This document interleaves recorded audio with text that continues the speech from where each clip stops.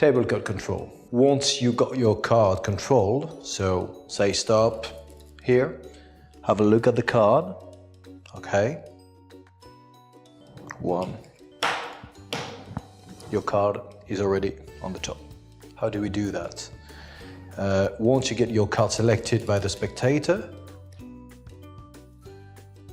you're gonna get a pinky break. So leave your little finger, the tip of your little finger, just like this, to keep a break on their selected card. So they stop you, stop, put your little finger, put the rest of the cards on top, so you keep a break this way.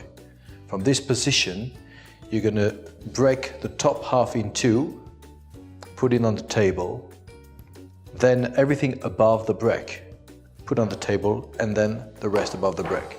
So you get their cards controlled on the top of the deck.